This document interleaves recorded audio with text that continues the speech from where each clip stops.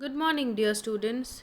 Today we shall begin with the fifth part of the first chapter, that is Introduction of Microeconomics.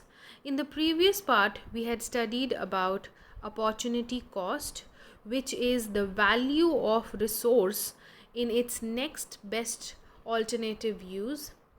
After that, we even studied marginal opportunity cost, which is a ratio that shows the units of one goods being sacrificed so that few more units of another good can be gained.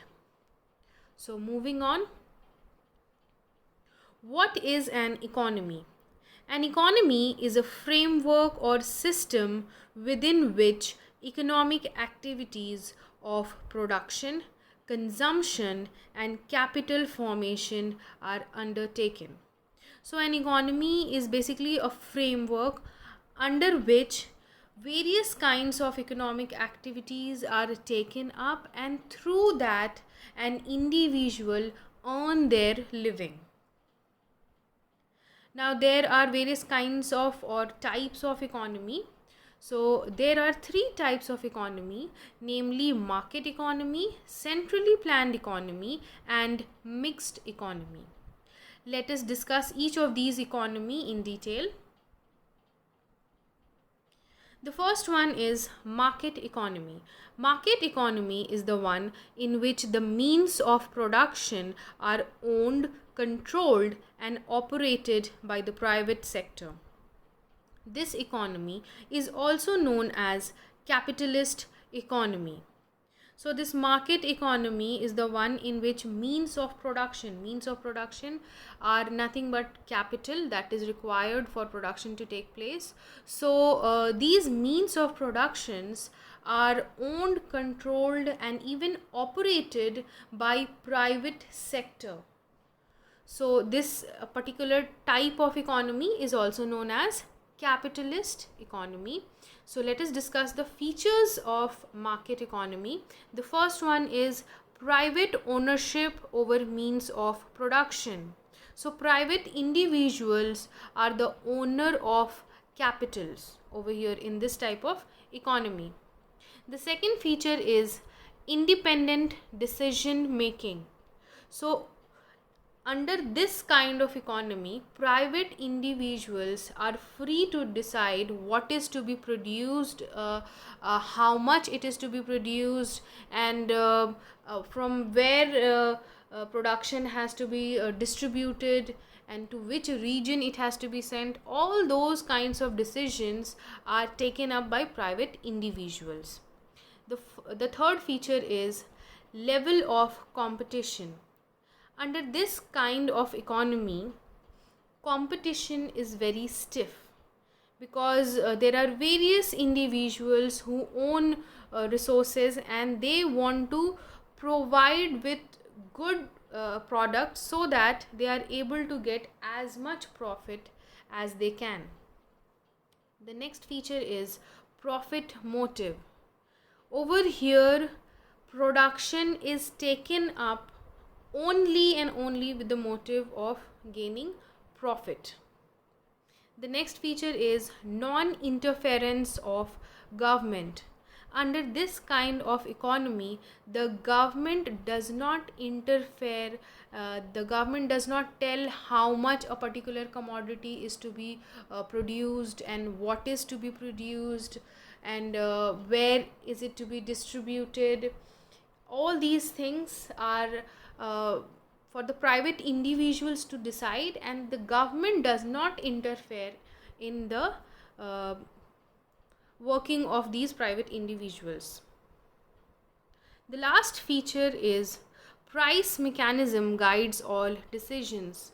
Now, since over here private individuals are the owners of capital, and they use it for profit making, so price mechanism is a very important factor over here which guides all the decisions. So price mechanism is nothing but a mechanism under which demand and supply play a very important role.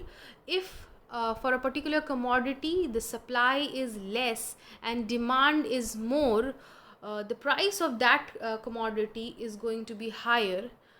On the contrary, if supply is more and demand is less, the price of this commodity is going to be lesser. So that is price mechanism. And over here, under this type of economy, price mechanism guides all the decision.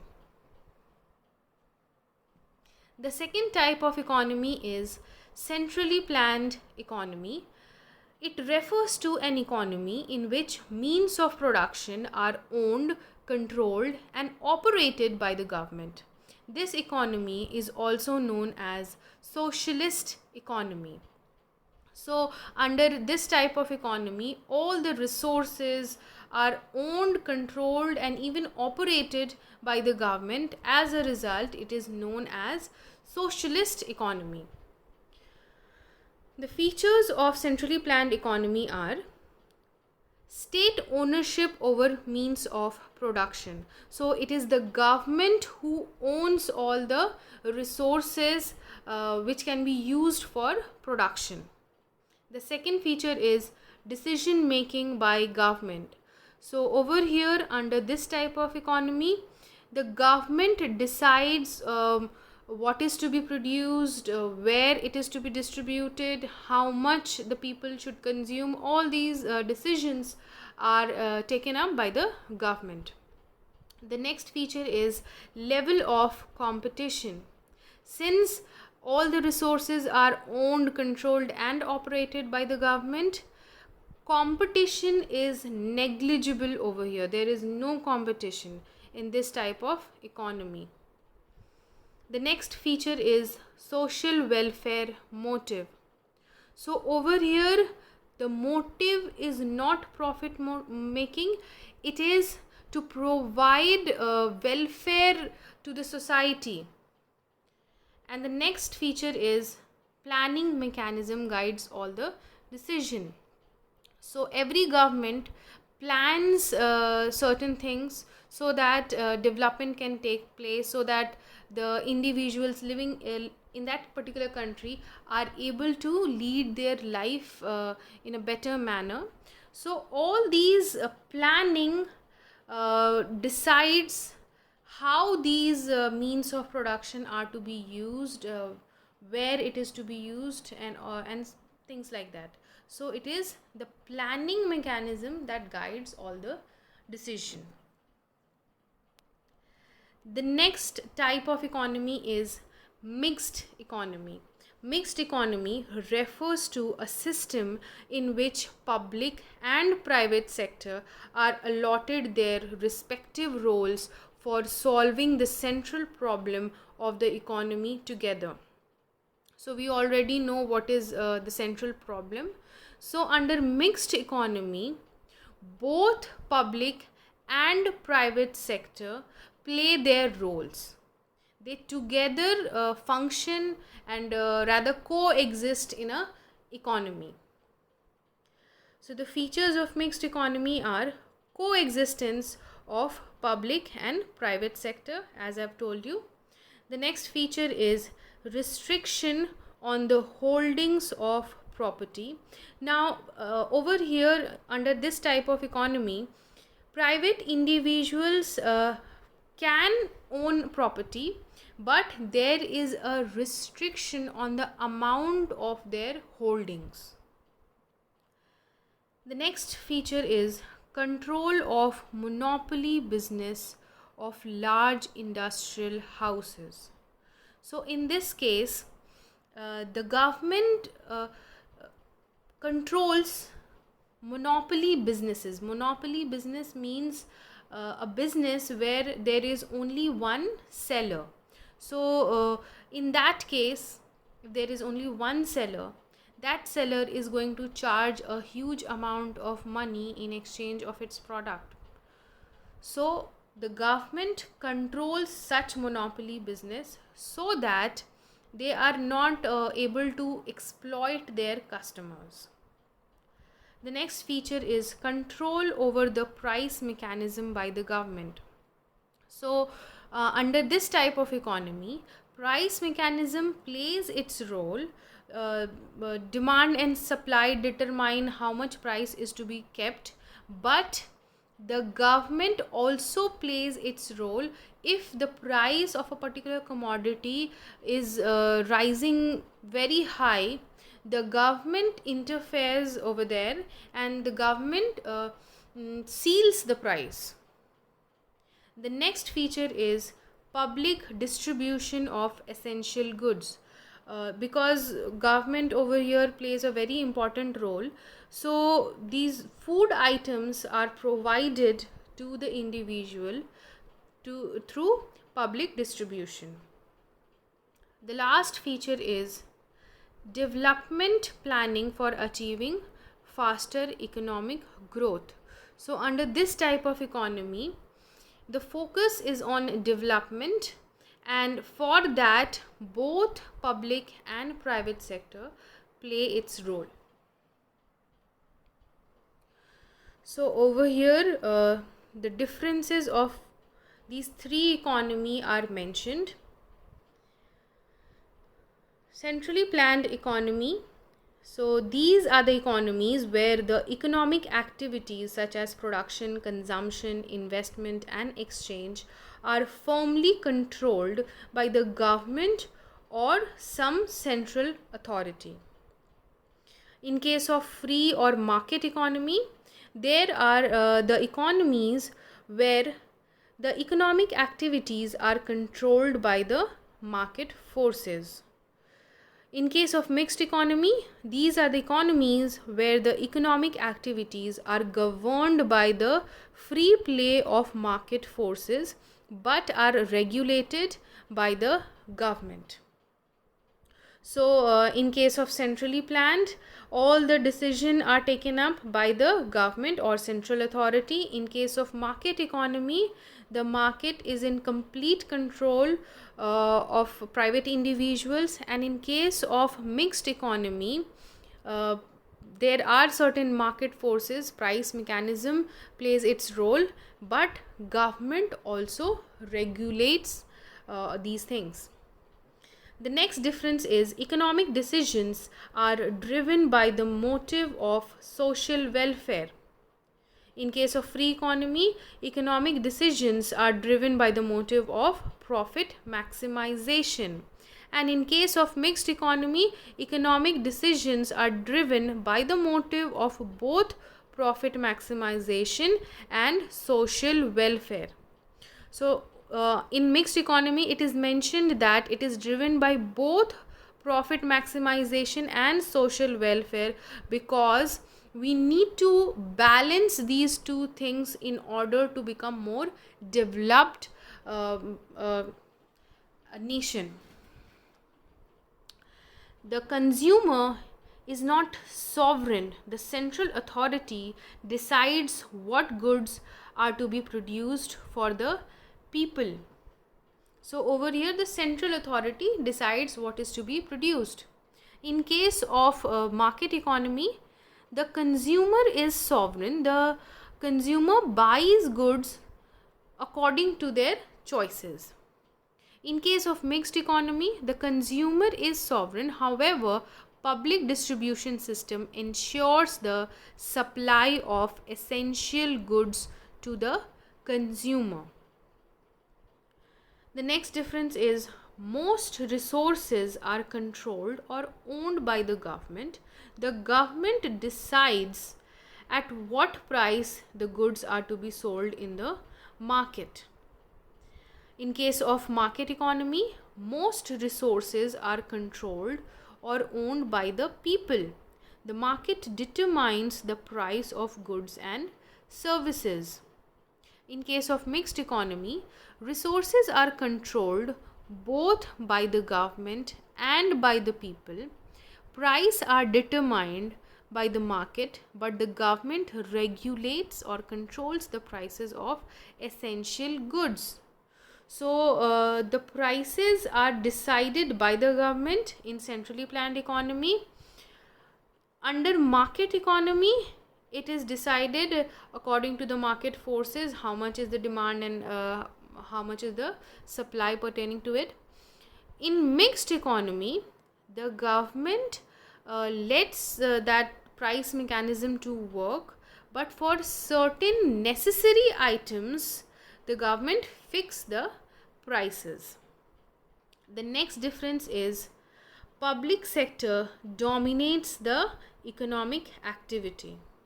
In case of market economy, private sector dominates the economic activity, and in case of mixed economy, both public and private sector dominate the economic activity. So these were the differences. What is economics?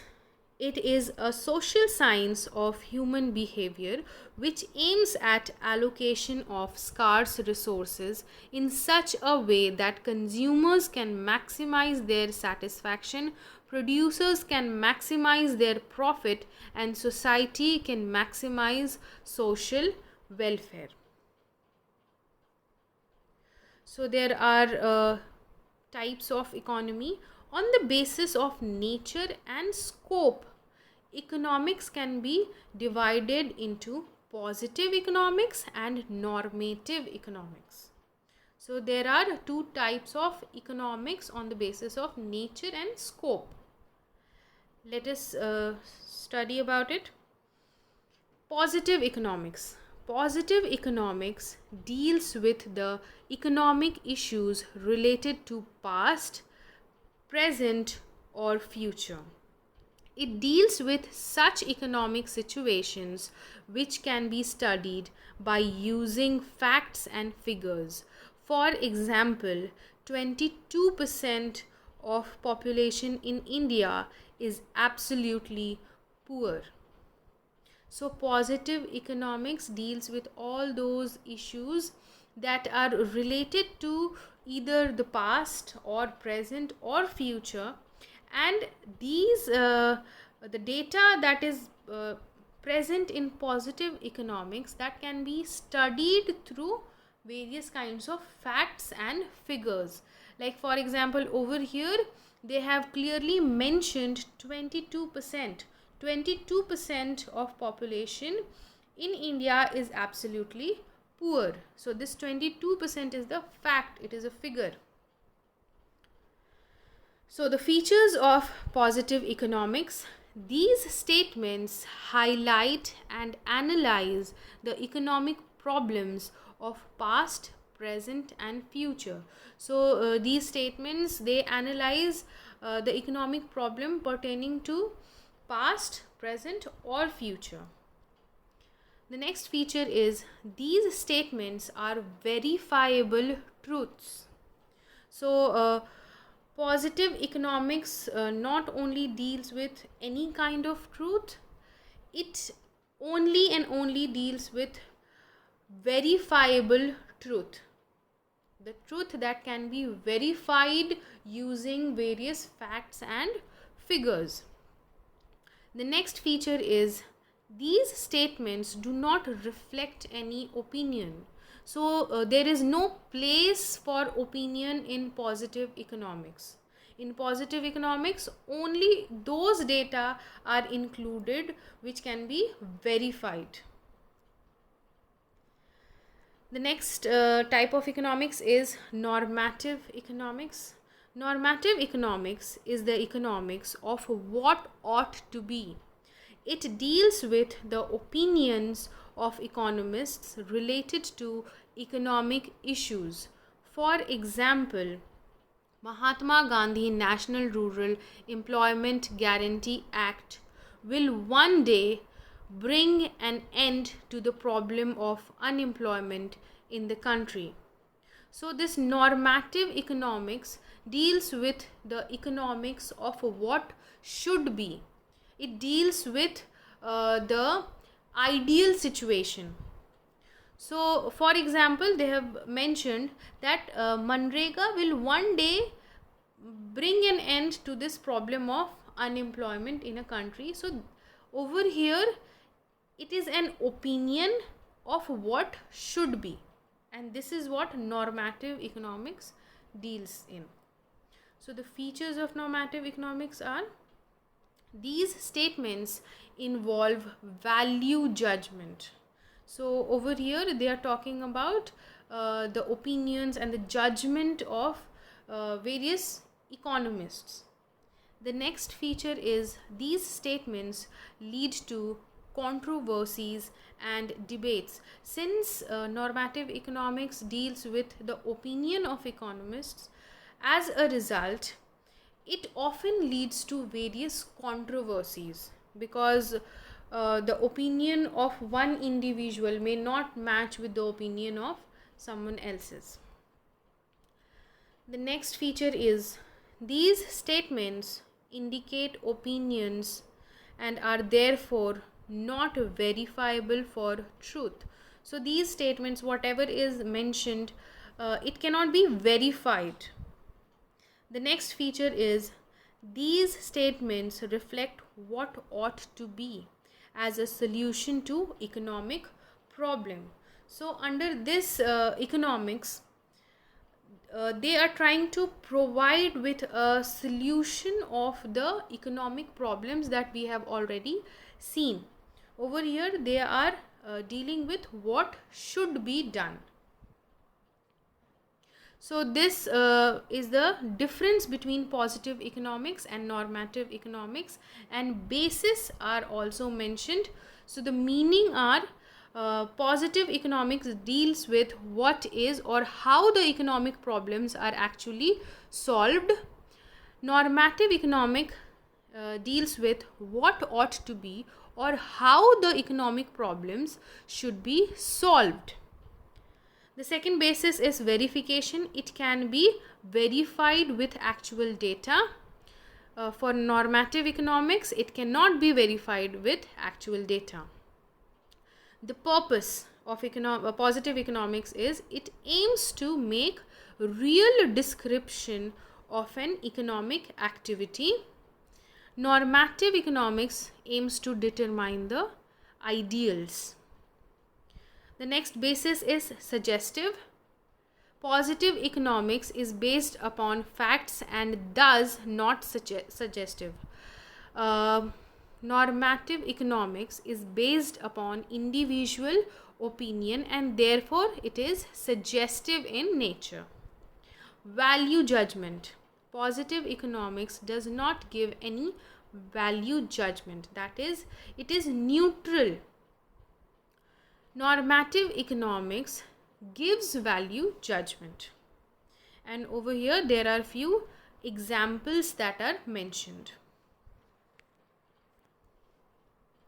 The assignment for today is question number 1. What is centrally planned economy? How is it different from market economy? So for this you are expected to write the meaning of centrally planned economy and then you need to differentiate it with market economy.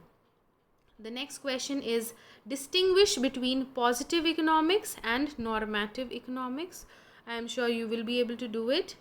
The last question is write 3 examples each of normative and positive economics. So that is it for today's class. Thank you.